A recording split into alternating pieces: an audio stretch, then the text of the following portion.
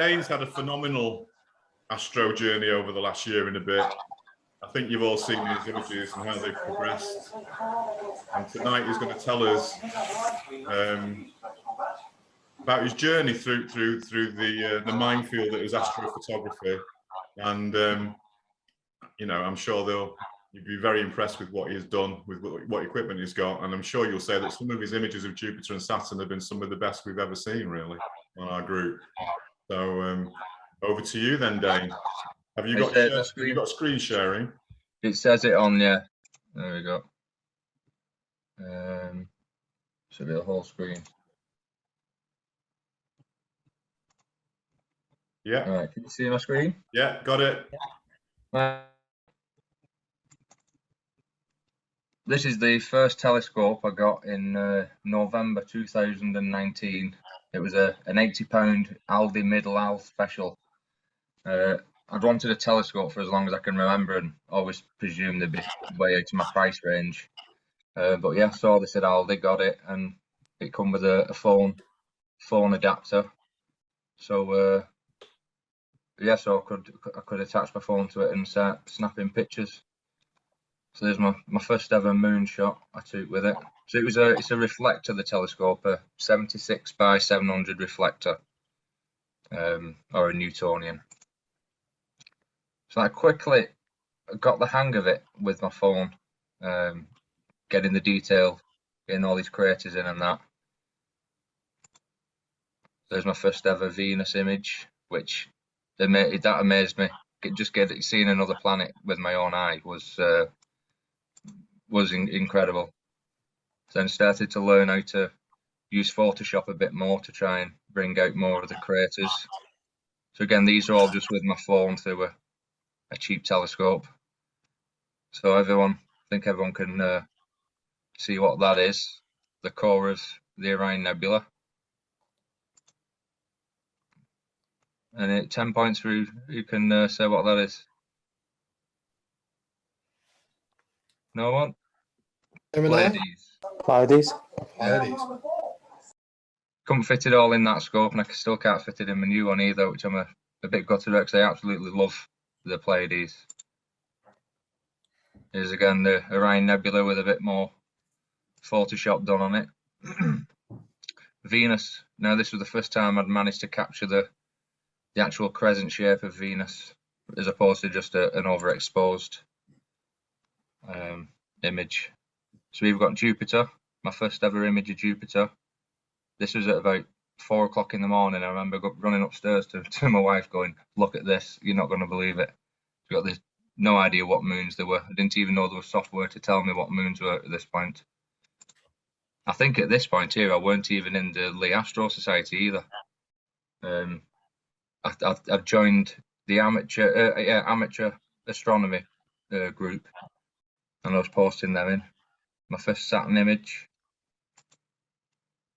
first Mars image. It's my little rig up outside. Thought it was semi-professional at this point. Venus again, Jupiter. I'll just whiz through some of these. So this is my first time I'd actually managed to get Jupiter and not overexposed it, so there's a bit of detail on it.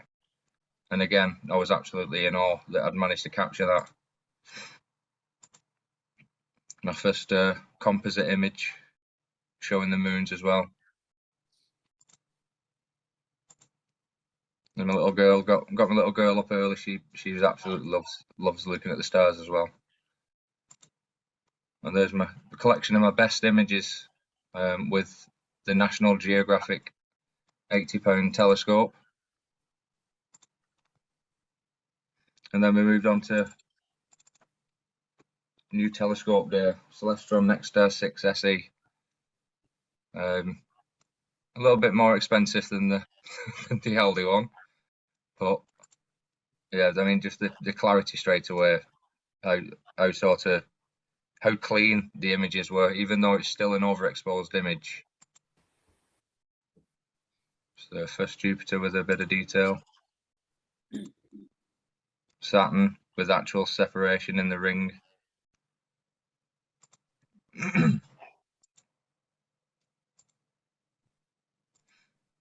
it's every. I mean, obviously at this point as well, the planets were getting higher and higher, so my images were getting better, and I didn't know anything about seeing as well back then. The seeing for me was just, oh, why have I got a bad image this like tonight and not the night before? So there's like first great red spot, and now this is my first stacked image using the Canon. And I love the fact that you can see some of the cloud details of Venus. Now that's my only image of Mercury I've got. Not even the right shape, but it was still Mercury. I need to find somewhere where I can actually image Mercury again. Now this is the first time I got this cloud band on Saturn. So they're getting better and better as they get higher and higher. Mars, and this is all with the Canon 600D DSLR.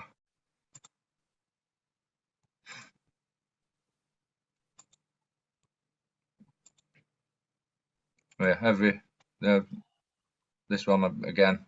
Every time you go out, when you first start out, and you know you're improving, you get something like that, just the South Polar Cap, and you're like, oh my God, that's incredible. I won't for 1 minute think at this point that I'd be at where I am imaging today.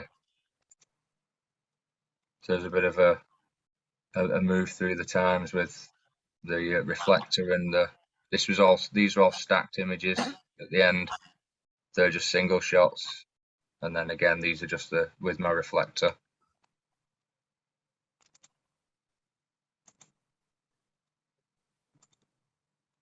This was Mars getting to opposition. Nice clean Venus. Really pleased with that one. This was Callisto casting its shadow on Jupiter. My first ever shot of Uranus.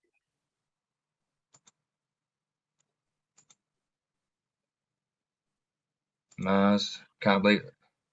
I think Paul said it's going to be 2035, something like that, when Mars is next anywhere near the size it was last year. Neptune. This was with my DSLR.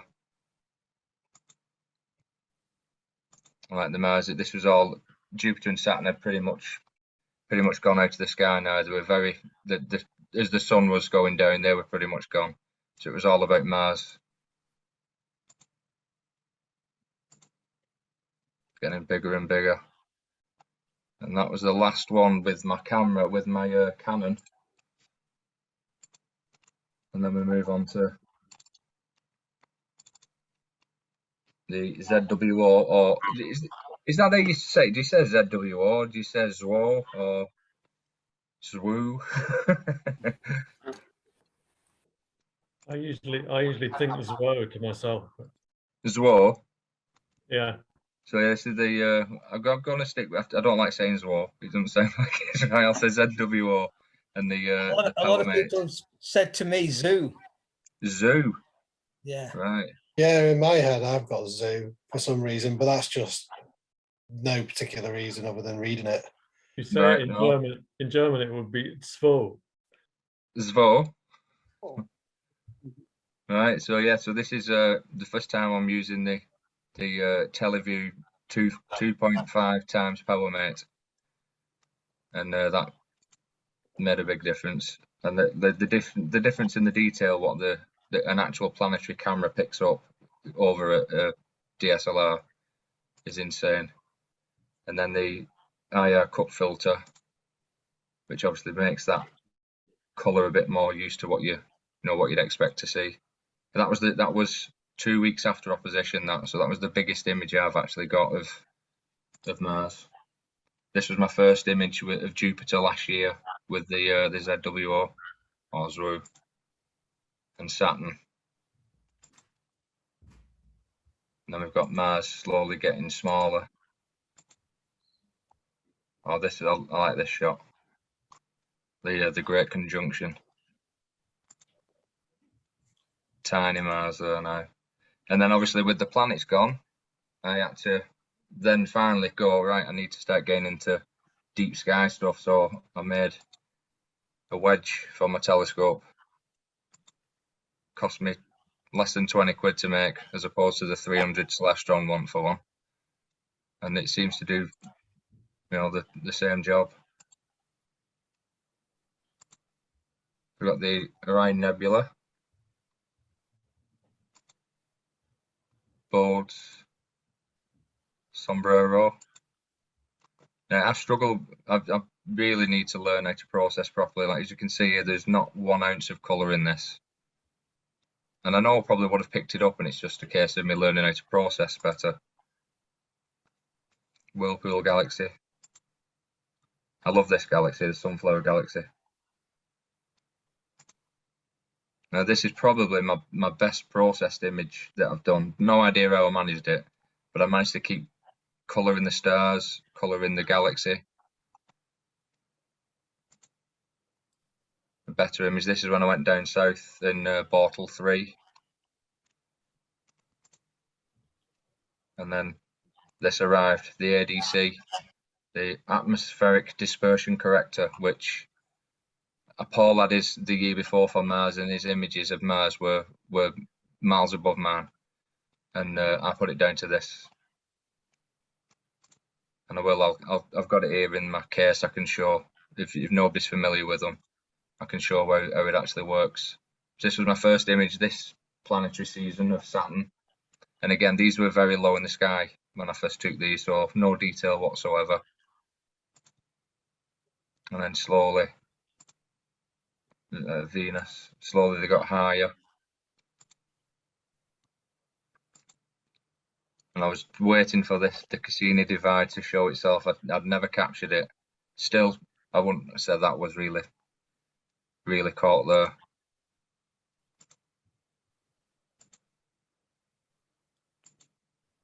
And I finally got it coming through.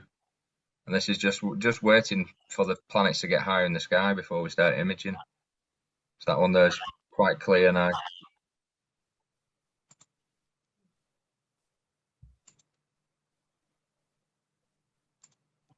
Superb. So we've got Neptune with the power mate and the Zoo, Uranus. Fantastic. So Ganymede.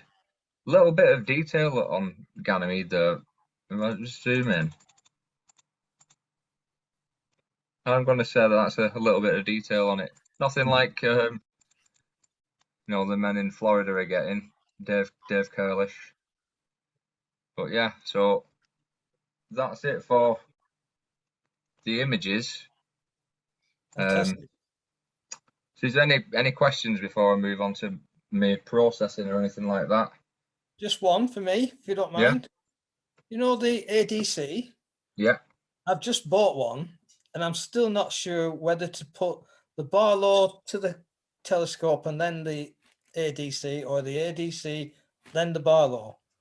Do your Barlow first, then your ADC, then your camera. Brilliant. And okay. Your ADC will also make your image slightly bigger as well. Right. So even though you've got your Barlow, your ADC adds a little bit of a magnification as well. It doesn't do it with a power mate. Another quick question there. Yeah. When I focus with the ADC, when I move the fingers on the ADC, my image moves out to the... Yeah. Is that normal? Yeah, it's normal. It's very annoying. Yeah, what I do with the ADC is I started off. Am I on camera there as well? Can you see me there in the corner? Yeah, I can. Yeah. So with the two levers, I start them off sort of off center, roughly where they're going to be, because then you're not moving them as much. If you start them off at like the starting point, you're moving them quite a lot, so you are going to shift that image way out of view. So start them off with them open like that, right, and then adjust them, and you'll not be moving them as much then. Great stuff, thanks. Well, I've got to move on to the capturing now. I've got a screen recording that I taken rushed because it was in between clouds, but I have the ADC tuning on, which I'll show you now.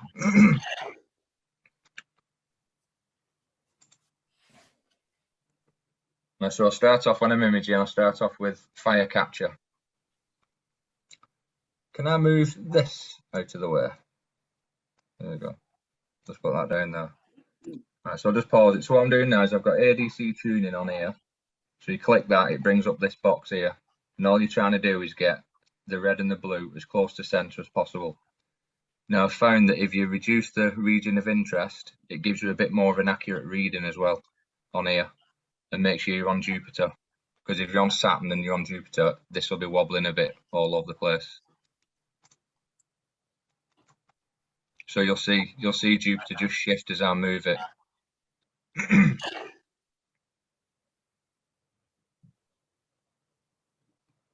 So then I recenter it and then let this settle. I mean, I'm not going to get it much better than what it is there, really, but that's what I'm looking for with it. Can you see my cursor there moving around the screen? Yeah. Yeah. So next, once I've done that, I don't use fire capture. I use sharp cap for imaging. I find I get a better frame rate. Sorry, you were using fire capture for focus? No, just for the ADC tuning, because ADC tuning, right? Yeah, sharp cap doesn't have that feature on it that I'm aware of. So I use fire capture just for the ADC tuning. Then I'm into sharp cap. Right. So next, hang on. I need to move you all out of the way again. Just one thing, ZWO do a separate camera capture image. It's called Adc Cap, and that does have an ADC tuner on it, and a better one than fire capture. Right, I'll have a look Called at that. Adc Cap, and it's a separate one, and it's designed for their. Whereas sharp cap is designed for a series of cameras. Yeah. Adc Cap's designed just for the ZWO ones. It's a much simpler. I'll have a look at that. It's a much simpler interface, and it's in tools. Yeah. And it does focus the ADC and a few other things as well. And you might not know, but sharp cap will also follow your image for you. So if the image drifts, you can actually get it to follow. So sharp cap does that. Hey, yeah, sharp cap does that. Sharp Right, cap I didn't know that, because I know fire capture does. It's in the tools. I'll have to have a look at that. Yeah. So Adc Cap is the one that will show you the ADC. So it'll only run a ZWO camera. It won't run any other camera. Yeah. Oh, I'll look into that. I didn't know. Yeah, I've got them both on mine. So. Right. So now I'm into sharp cap. What I'm doing is getting my focus first. So I'm going to up my exposure so the planet looks nice on the screen. So I can see all the detail, and you'll just notice it go out of focus. And I'm just rocking it backwards and forwards past that focus point, left and right, until I'm happy with the focus. I do spend a lot longer than what I have done on this video. Right, so now, oh, hang on. So so in here, I'm naming the target, and if you notice there, I put Jupiter because I was rushing. And then here, capture area, I want to reduce that area, because reducing the area means you're only capturing a smaller area, which puts your frames per second up. So if you look at that there, 172 frames per second, then as soon as I change the region of interest, hang on, and then the exposure,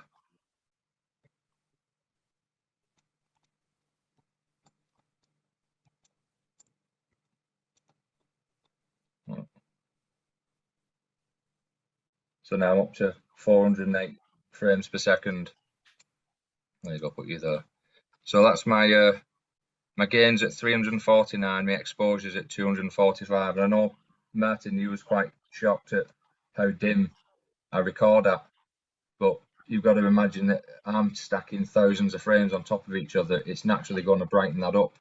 And if you start off too bright, once you've stacked them, it's just overexposed, and you lose all detail anyway.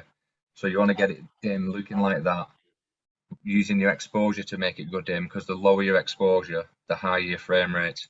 And obviously that's what we need, a fast frame rate, especially being in this country where moments of clarity are very, very slim. So you want to try and capture as many of them moments as possible. Yeah, I do find that very amazing that you actually do it so dim. Yeah, it was a part of the reason why I wasn't getting as good of images when I first started, because when that first image where I was getting the focus is how I recorded, and then I was wondering why my image had lost detail and it was too bright, and I was having to like sort of drop the exposure post processing rather than letting it do it. Well, as you'll see, is actually process. Not this video, because the seeing was terrible. I will show you what I did get from this though. I did save the image. So I do a 2-minute video here. I don't go past it because of how fast Jupiter rotates. I don't want to lose any detail to the planet's rotation. I think I can probably skip this bit now, really. There's nothing else I do here apart from I know the fact that's it. Once that's finished, I go off it and I start processing. So we can do that now. Yeah. There we go. Get rid of that.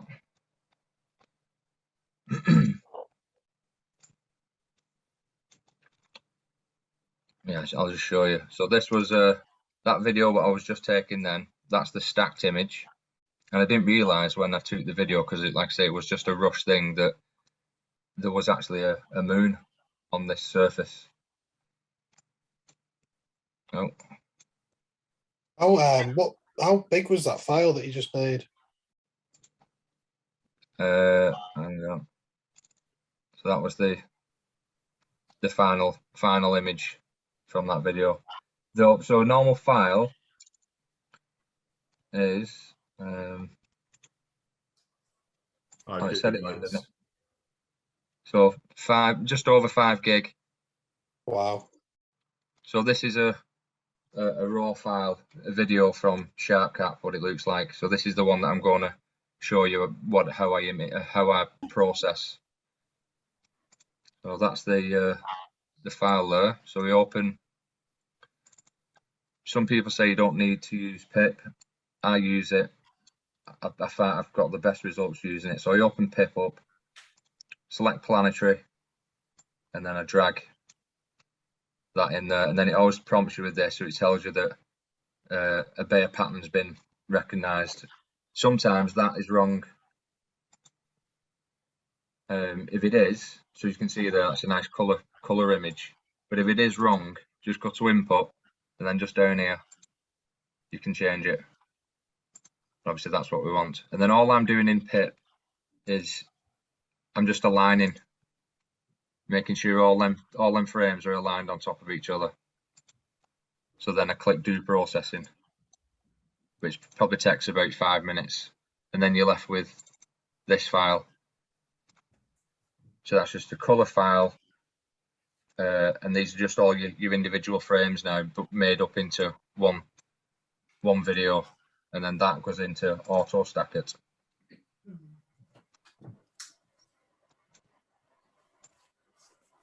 So just drag that in there.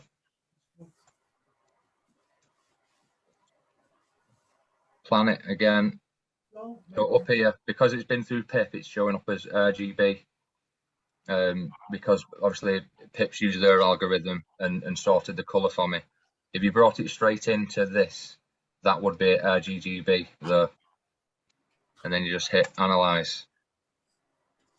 This is going to tell me where the good frames are, where the bad frames are. Is there any questions on so far on this bit? Just to say we've got 10 minutes left. Right, okay. Well, I'll just show you the quality graph now, and what I do, I'm not going to go through the actual processing on this. I've got the next stage. Can I just ask what is RGB? So that's the Bayer pattern. So the camera sensor if I'm right in thinking, it's got so many pixels that are red, so many that are blue, so many that are green. So RGB is there's more green pixels than red and blue. Is that right? Somebody Yeah. knows what they're talking about, yeah. So the RGB, that there, what it's showing, is because Pip sorted the colour out for me. It's now just an RGB picture. Red, Right. green, blue. Red, green, blue. Yeah.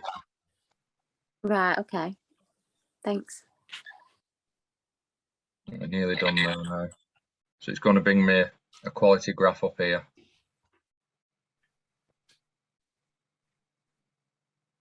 Right, so there we go. So this green line here, I'm looking at where it drops below that 50% mark. So anything above 50% quality, I want to keep. Anything below, I want to get rid of.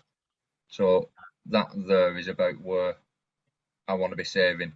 So that's 50%. So I'll probably say about 65% there. So I'll change that here. Stack 65% of the good frames, of these frames that it's put in order. And then on here, because the GRS is there, I normally put one pointer around the GRS, and then the rest of them, I just let it place them automatically. And I'm looking for 60, 70 alignment points. And then I click stack. That can take about 5 minutes. And then you're left with, I was left with this image. So that's a stacked image, a lot cleaner image. But this is where the magic happens in Registacked wavelets.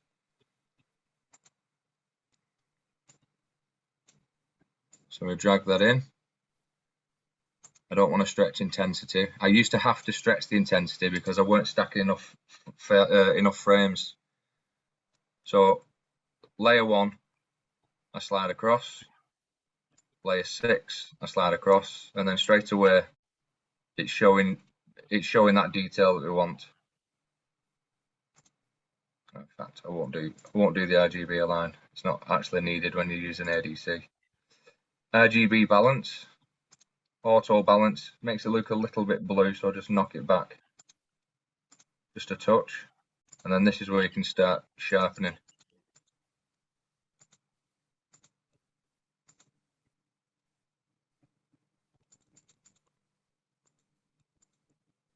I've not even done any denoise on this. This was hopefully what tomorrow's going to be like for seeing. This was 5 and 4 on the seeing forecast.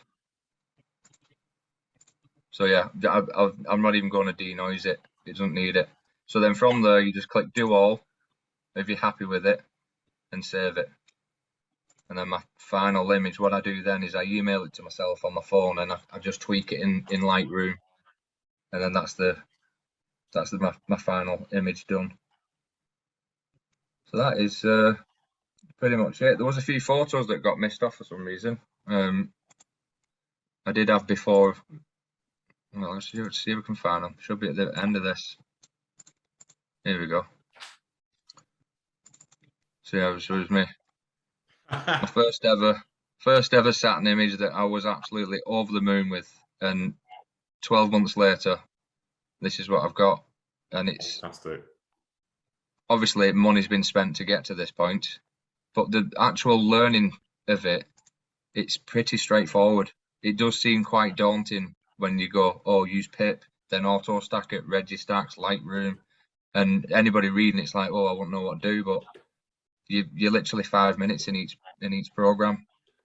Probably wavelets is a bit of practice and tweaking what works, but you can't use the same settings on each night because the scene's not as good or whatever. I'll just show you this last picture before we go.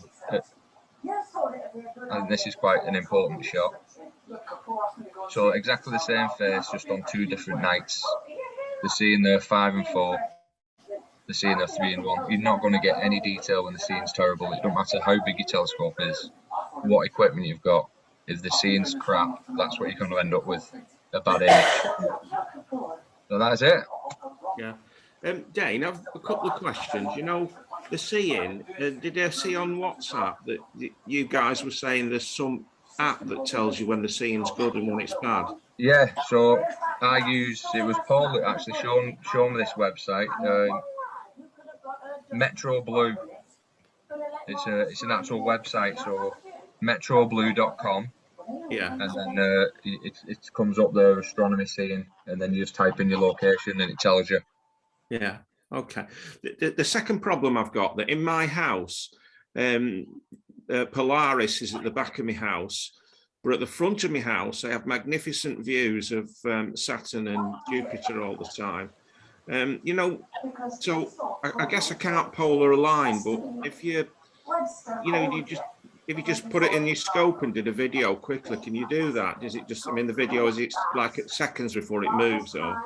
Well, because I've not got an EQ mount, man, just an azimuth altitude mount. I don't need to polar align, so I literally just pointed at Jupiter and I align to Jupiter and go. Right. So yeah, it is the only downfall I think for having an EQ mount is you have to polar align for it to track well. Yeah. Something I'm probably going to struggle with when I do finally move to that. There are ways of Dane, polar sorry, aligning could you just without- unshare your screen, please? Yeah, I was just looking for that. Is You it can on do this what's bit called here? like drift alignment. I'm not quite sure how you do it. You'd have to Google it a little bit, but yeah, you don't have to see Polaris to be able to do a polar alignment. Yeah. All right, I'll have a look at that. Yeah, some of them do 3-star alignment. So, and then it works out from you have to move to center the 3 stars each time, where the pole actually is, and then it has released a new feature which does that, where it just does 3 stars which are really close together, and then it'll do it without. Oh, they're usually quite spread apart, so it can get no. Yeah, but no, so you don't need to. I was going to say, Dane, you know, there is a thing in AS3. If you go into settings, you can get it to download its stacked image straight into Registacks. You open the both. You open the both, stack your image in AS3i, and then when it's finished, it'll immediately fire up in Registacks. So you don't have to, so you don't have to swap between. It'll do it automatically for you. There's all these different things that I've still so much for me to learn, which I'm glad about. Really, it keeps it interesting. Like that, I didn't realise on SharpCap that there was an option for it to follow, because we found it on Firecapture, but. Yeah, it is something I need to look for. Yeah, it calibrates. Watching the screen. It does various dots around what you're targeting. You have to do a field of view. It does various dots around it, and then it moves your telescope. And so basically, like when you're auto guiding, and then it calibrates, and then in theory, it moves your scope to keep what so centered in. Yeah, that's different then to what it does. Oh no, it is for the planets. It's only for the planets. Yeah. And the moon. It'll do it for the moon as well. Right. Yeah. Well, we've got just over a minute left, Martin. No, yeah, we have, yeah. Sorry, I'm just checking it. It's small writing. Thanks very much, Dane. Brilliant. Yeah, no problem. Obviously, time pressures because we haven't got a paid account for Zoom, but you really showed us through from your first images to the last images. That was really excellent. And your Saturn and Jupiters now are just absolutely stunning. Something for me to aim at, certainly. Okay. Anybody else want to add anything? Just one thing about that alignment thing. If I'm aligning the moon and I can't see Polaris, sometimes I have to put my scope right against the wall and I can't see Polaris. Usually I just make sure it's pointed due north. And then when I go to the moon is absolutely dead rock solid. It doesn't move at all. Okay, it's gonna cut out pretty soon. So, Paul, did you want to say something? Perhaps we better say our byes now because I think it's just going to cut off. So, thanks very much, everybody, for coming. Really enjoyable, and we'll see if we can organise another one sooner than this one was. We just need someone to give a talk on something. So, anybody's got any ideas? Amazing Let us know. images. Thanks, Martin. Thanks, Dane.